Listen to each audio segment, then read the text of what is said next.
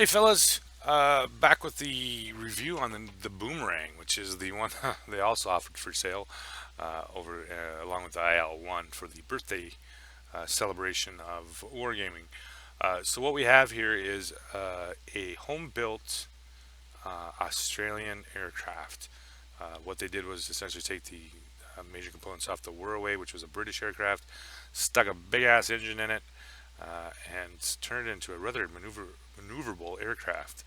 Um, they added two 20s Hispanos and four 303 machine guns. It served from 42 to 45, and I believe around 250 of these were built. They kind of did a little bit of everything. Everything from ground attack, which they found out it did quite well, being as maneuverable it did as it was, and it was armored to a certain degree, almost an inch and a half of bulletproof glass. So yeah, it performed a number of duties. Not just as a fighter. It did some air and sea rescue missions and stuff like that. It did perform, fairly well. It was only used by the Australians. I don't believe the British picked it up, and of course the Americans didn't use it either. So yeah, it did serve with distinction in World War II. It suffered uh, quite a bit in the speed and the altitude performance. So it wasn't quite up to par with some of the other fighters, of course, of that time.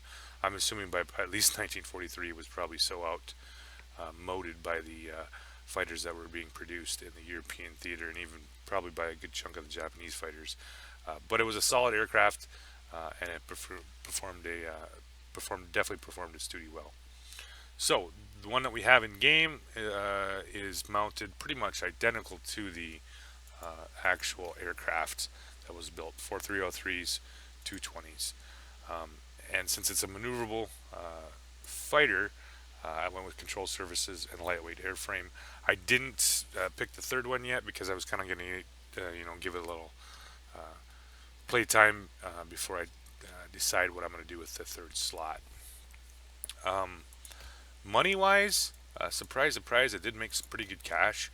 I had the two games I did play in it. My first two games in it were a 116,000 and about 900. I'm just about 1,000 in repair, and my second one was 115,000 with about 2,700 in repair. So, um, yeah, a good moneymaker. Definitely can't complain about it. And both those games were only, I believe, both of them were around 8,000. Yeah, about 8,000 combat points, and the other one I think was also right at 8,000. Yeah, 8,000 combat points. So 8,000 combat points is probably going to, um, glean you a nice chunk of change right around the 100,000 K. So yeah, uh, well worth the money on the aircraft if that's what you're looking for, at least for trainers. Um, it's got comparable firepower to the Spitfire One, more so than the M20. The M20 is solely 303s, and same way with the Venom, which is solely 303s. So this aircraft, is closer to the Spitfire One. Um, the Spitfire One's still more maneuverable, but yeah, the firepower is better than the other two, or actually the only other one that you can buy right now. The M20 has got better firepower with the 220s. Um, as a turn and burn aircraft, there's not a whole lot of aircraft that it can't keep up with. Of course, the Spitfire 1 and the Zeros, those are a little different question. You can get close, but not quite outturn them, and you'll see in game what I'm talking about. But yeah, it's definitely a turn and burn aircraft. So I'm going to bring up the two games that I did play in it and give you guys a look and see what this thing can do. Hey fellas, back with the first game in the Boomerang. This is an all tier 5 match. Yeah, uh, I can't complain about this aircraft. It's a fun little aircraft. Um, with the maneuverability of it, that nice little punch that it has with those two extra 20s on it. Yeah, it's definitely worth the actual money to buy the thing, more so than that IL craptastic one they had the other day. Altitude performance, of course, is just terrible. But I know over here, once I said need over the military base, I try to get a little bit of height because I usually know there's going to be some heavy fighters here. And you can see why I would talk about the dispersion. So I actually might end up putting the optics on it or the gun sight on it because of that. Um, I'm heading down here because I really want the military base, so I'm going to have to do a little bit of ground pounding, even though it's not really, you don't get anything to help you out other than your guns. So I'm just picking soft targets right now to try to get this military base turned best as possible. Um, Bunch of few more holes in these guys, almost halfway to that turn here. And we have guys running off to the other military base before we get this one taken care of. I'm not sure why these guys up here are just circling. There's a couple of guys that are just kind of circling up on top. I don't know if they didn't get the whole. You have to kill some ground targets to actually turn the military base. Of course, we didn't get any GAs that came here. They were bots, and they rolled off on their own. Go fucking figure, right? So get the military base. And now they have the center cap. And you're going to actually see myself lose a little bit of my cool in this game, especially toward the end. This is that whole situational awareness. I talk about it in my tank videos all the time about situational awareness, paying attention to the map, and the fact that the squall line was up, and you needed to, live. Uh, but we'll watch that a little bit later in the game here, and we're going to go up here and start shooting down some shit. Um, I'm playing, like I said, mostly below 4,000 feet. I'm not. I usually don't try to venture up too high with this thing because it just doesn't get it up there. So I'm boosting as fast as I can to get over here and try to help out some of my players that are currently engaged with the fighters. So we've got our big block. They've got their block. This should be a nice little fight right here. So I've dropped down. I'm looking for clearing tails. He's coming in here. Low health planes. Yep, take his, and then I'll have the bot come here. He actually went head to head, which is surprising because most of these bots have a tendency to turn as soon as you go head to head. But with those 220s, yeah, they can put up some nice damage. Finish him off, and now here I'm just once again trying to knock down planes because we've got it turned. Send them back to garage, break this block up so they comes in ones. One more, and those guys are too high, so you're not going to see me spend a whole bunch of time wasting trying to get up to that height. It's just not going to work. So one actually dives down, and we start trying to pummel him, and I, for some reason, just cannot hit the broadside of a barn here. I only need one machine gun shell to actually hit him. So yeah, finally got him. The 20s do heat up a little quickly, but they do cool down fairly fast, so you don't really have to worry about it too much. But they had knocked enough airplanes out, turning back red for us, and now we're just kind of sitting here waiting to see for the respawn. I'm actually going to do a video on the respawns. I would really like to do an actual countdown and see how long it takes for those planes to respawn, and give you an idea. Myself, I'm guessing it's probably closer to a minute and a half for a respawn on the aircraft. Byron's back, and yeah, he's got that XF4U1 premium plane. Um, you know, great energy, but he got caught down here in the open, and he's ended up losing his life. We're still trying to turn this. Finally, they respawn, so now we're going to start shooting down not just the enemy aircraft, but also the spawn aircraft. And try to turn this back. Yep, there we go. Got her in blue. Got a plane on my tail, but he's actually not paying much attention to me. Flip over, finish him off. And I'm still haven't lost a whole hell of a lot of HP here, so I'm just kind of picking out targets of opportunity and racking it up. We actually do end up with 3, which is pretty nice. So we get up on superiority points. That gun, You get the 20s ripping like that, you do send them through pretty quick. Wait till he turns, lay off the trigger. Let my 20s turn down, and we're just kind of hanging out here, defending. Once you get three like this, and the other team have a tendency to come to this cap, there's no sense in even trying to go and take more caps or more objective points. It's better just to kind of sit here and wait, and see what comes to you, instead of running off and trying to take more objectives. You're already up on superiority points, and yours is building faster than they can build theirs. Of course, a 3-2 advantage. It doesn't take long to get up on them, and stay up on them. Oh, both take a little collision there. We come over the top, and we made a little touchy boomy, and if I lived, he died. All right, get the XP 44. He's actually, as an energy fighter, pretty quick. Pull up over the top, and he flies in a nice straight line for me. Finish him off. Squall line in 40, and this is about the time where all this shit goes to where I go to shit. And I've actually knocked down, I think I knocked down like 11 aircraft or something. I don't remember. I had knocked down a fair amount of aircraft by this point, and I was still almost full health with 20 seconds left when it all goes to shit. Which is, that happens. Just when you think you're all right, somebody sneaks in behind you, and there's not a whole lot you can do. Trying to get this BF 110. Now I got an XP 44. He tries for the ram, misses me. Now I'm pulling back around, and that's when all of them guys respawn right behind me.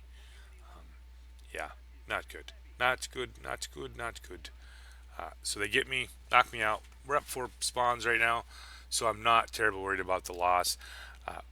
But, and here's the but, and this is where you're going to start seeing me kind of lose my shit a little bit. Actually, no, I don't. I think I stopped the video before I got carried away because, at this point, the only way they can win is air superiority, which means you shoot down all the aircraft. Um, and I kept tabbing out, looking at the number of aircraft that were getting shot down and not respawning. Of course, I say stay alive, and it was going terrible bad for us. They were shooting us down, and we actually ended up winning the game. The only reason is that P-38 Lightning got altitude and ran away, even though he was trying to kill himself. Yeah, it's one of those kind of games. So, bring up the next one for you guys to check out the Boomerang. Okay, guys, back with the final game in the Boomerang. Definitely not buyer's remorse on this aircraft. I'm not disappointed at all with this aircraft. It's, it does very well what it's supposed to do, which is about its maneuverability. Nice firepower at tier 5. You stay down below that 4,000 feet.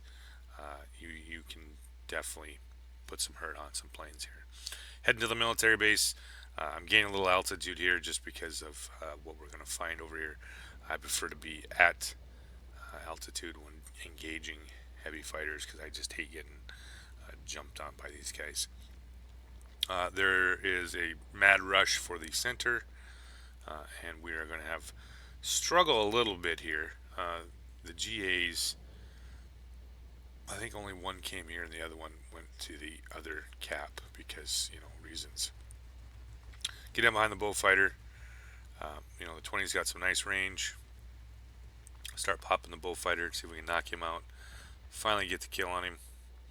Flip over, and we actually have, we have 2 GAs down there pounding away. So I move off a little bit here, and I was kind of curious to see what was going to pop up here. And I got myself a little too far out. And unfortunately, there was a KI-43 below that I thought, well, you know what? Maybe, just maybe, I can help him out before he dies. Because, all of a sudden, you've noticed that we've all moved a little too far away from the current attempt to cap the base. So I finish off one Spitfire, flip over, and that's about the time I get the other Spitfire right behind me. And like I said in the garage review, this does not do as well on the maneuverable side of it has a Spitfire 1. They're slightly better in a turn. So you can't quite, of course I had damaged wings and damaged tail, so of course I lost what what chance I had went to crap. So I get knocked out. We do finally get the military base up and running, and now the center is going to be interesting. This is one of those nice times because we are got four caps, four of planes that just spawned heading out. They're losing planes out of the center, and we got a large block headed toward that spot. So make sure you're always paying attention to this radar and watch where your number of your fighters are at and where the biggest block is. And I have tendency to have a little bit better luck if I stick with them. Uh, well, and in the grand scheme of things, that seems to be the way you win in this game mode. It does not really help you a whole lot with um, playing off by yourself. So I get to actually run into behind here from a Yak 7, and you can of course see me lose my shit again. I'd actually forgot I'd turned the recording on when I was uh, playing the game when I was recording on Bandicam. So sorry about that. Whatever. Shit happens. So we got two of the caps, and you'll notice that I'm actually talking about, hey, you know what? Let's play the defensive game here. We have two caps, two objectives. We're gaining on them. All we have to do is just pretty much just hang out over top of the objective. Uh, Before I spawned in, though, I did notice that we'd had a couple ground attack planes over top of our military base, um, and he's just one, so I wasn't terribly worried about it. And he's already had half health, and the the two defense aircraft were doing a pretty good job. But then I did notice another one coming in, so instead of moving back over that base, I thought, you know what, it's time to do a little defending and paying attention to the fact that we have two ground attack planes, which could very easily turn this cap for the enemy. So I pull in on the JU Stuka. Like I said, I want to make sure that these guys cannot take this by simply running around and destroying buildings. So get a shot on the Stuka, finish him off, and we keep my cap alive, or keep my objective alive. Flip over and start heading back to the center objective, which is, they're doing a nice job of cleaning out the red players until a little bit later, and once again I do lose my shit. So you'll see some words fly here in the chat. Sometimes I just don't get it. I've had so many games lost by not paying attention to what's going on here. Unfortunately, I noticed at that point we had a significant number of blue players in the center, so I wasn't too worried about losing that one. But we do have an incoming IL-2 on my base. Of course, he has a light fighter right behind him, and I'm at this point where I could deal with him, or I can make sure this mod 2 doesn't get a chance to finish off a large number of ground targets in here, and then of course have the light fighter do a number on our heavy fighters. So that was more of a, okay, I probably could have joined the fight over there and just let it be, but I like the win, so I take the sacrifice what I have to do.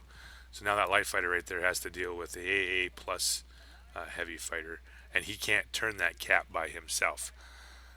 Of course, I do get a little bit nasty here because you noticed where all of our blue planes have left the center objective, and I actually had tried to go and get another objective. Unfortunately, you can see the number of red planes that are currently over our center objective, and they just turned it because we can see our blue planes right now chasing an aircraft for no reason. Yeah, shit like that just makes it interesting. We already have 3 GAs over that objective over there, and by themselves they can turn it, which they just did. They flipped it over to ours, but unfortunately, with all of our aircraft to the north, we lost both of these both of these objectives. Ah, shit. All right, so back to the center here, and you notice once this aircraft is still slow as fuck, um, but it does make up, like I said, over with the maneuverability, but it is slow. It has a tendency not to, it's a little slow to get to the action, but once it's there, it does fine. So now here I'm looking for um, threats. Spitfire 1's a big threat to me. I want to put as many shells into him as I can, knock him out. Looking for low health planes, clearing tails, and this is what you should be doing as a light fighter, is getting in there and doing that. So this Yak 7 has shot me down. So you know what? I'm gonna return a favor. Get in on his tail. Not a whole lot he can do. Once again, I swear people are just looking for me tonight. Get rammed, lose my lose my uh, lose my pilot. Got the P-51A. He's down here. Yeah, I'm gonna finish him off. Got a couple airplanes in on my tail. They're, thank goodness, they're actually not hitting me. So it's just a matter of finishing off this guy. Flip the objective back, and we're start building again. KI-43 is still looking for me, but he doesn't want to go head to head, so he flips over and goes the other direction. Finish him off, and now it's just about holding the objective. You notice in that one with the playing against that Japanese planes, how quickly those 220s and those 4 machine guns just rack face. So I hope you guys enjoyed the videos, and I'll be coming up with some more reviews of these premium aircraft.